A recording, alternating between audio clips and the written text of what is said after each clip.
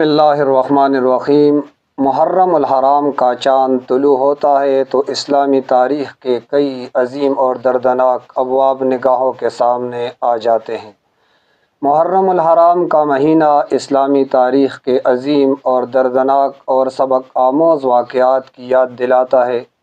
اسی مبارک مہینے میں اسلام کے عظیم سپہ سالار، خلیفہ ثانی، مراد رسول، داماد رسول، فاتح فارس و روم، عدل و انصاف کے فکر، جس کے اسلام لانے سے مسلمانوں کو قوت ملی، جس کی زبان پر حق جاری تھا، جس کے فیصلے عدل و انصاف کا معیار تھے، اور جس کے بارے میں کائنات کا سردار نے فرمایا، ان اللہ جعل الحق علی لسان عمر و قلبہ، بے شک اللہ تعالیٰ نے حق کو عمر کی زبان اور ان کے دل پر جاری فرما دیا۔ وہ عظیم ہستی حضرت عمر بن الخطاب رضی اللہ تعالیٰ عنہ کو شہادت کا عظیم مرتبہ نصیب ہوا۔ وہ عمر جن کے اسلام قبول کرنے سے مکہ کی فضا بدل گئی، وہ عمر جن کی جرأت و بہادری نے باطل کے ایوانوں میں لرزہ طاری کر دیا، وہ عمر جن کے عدل و انصاف کی مثالیں آج بھی دنیا کے قانون دان پیش کرتے ہیں، وہ عمر جن کی زبان پر حق جاری تھا، وہ عمر جن کا دل خوف خدا سے لبریز تھا، وہ عمر جن کی زندگی سنت رسول کی عملی تفسیر تھی، وہ عمر جن کے بارے میں نبی علیہ الصلوۃ والسلام نے فرمایا، لو کان بعدی نبی لکان عمر، اگر میرے بعد کوئی نبی ہوتا تو عمر ہوتے۔ حضرت عمر رضی اللہ تعالیٰ عنہ کی زندگی شجاعت، فراست، تقوی، زہد، خوف خدا، امانت داری اور رعایا کی خیرخواہی کا روشن نمونہ تھی۔ آپ راتوں کو مدینہ کی گلیوں میں گشت کرتے تھے تاکہ کوئی بھوکا یا پریشان نہ رہ جائے۔ حضرت عمر رضی اللہ تعالیٰ عنہ فرمایا کرتے تھے، اگر دریائے فرات کے کنارے ایک کتا بھی بھوکا مر گیا تو مجھے ڈر ہے کہ عمر سے اس کے بارے میں پوچھا جائے گا۔ حضرت عمر رضی اللہ تعالیٰ عنہ کے دور خلافت میں اسلام نے وہ عروج دیکھی جس کی مثال تاریخ میں کم ملتی ہے۔ فارس کی سلطنت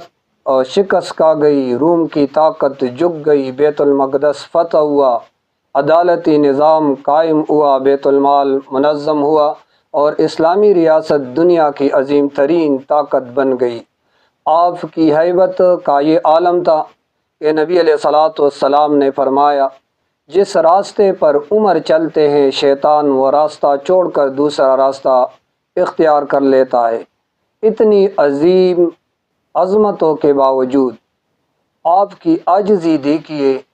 کہ فرمایا کرتے تھے، کاش میں ایک تنکا ہوتا، کبھی فرماتے کاش میری ماں نے مجھے جنم نہ دیا ہوتا، اور کبھی فرماتے اگر اللہ تعالیٰ کی رحمت شامل نہ ہوتی تو عمر ہلاک ہو جائے گا۔ صبح کی نماز محراب رسول میں ایک مجوسی غلام ابولولو فیروز نے آپ پر حملہ کیا، جس کے نتیجے میں آپ زخمی ہوئے، اور چند دن بعد یکم محرم الحرام سن 14 ہجری میں شہادت کے عظیم مرتبے پر فائز ہوئے۔ آپ کو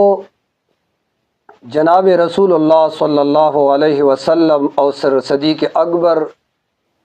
رضی اللہ عنہ کے پہلو میں دفن ہونے کا شرف حاصل ہوا۔ آج بھی تاریخ پکار کر کہتی ہے، اگر عدل دیکھنا ہو تو عمر کو دیکھو، اگر جرأت دیکھنی ہو تو عمر کو دیکھو، اگر خوف خدا دیکھنا ہے تو عمر کو دیکھو، اگر حکمرانی کا معیار جاننا ہو تو عمر کی خلافت دیکھو۔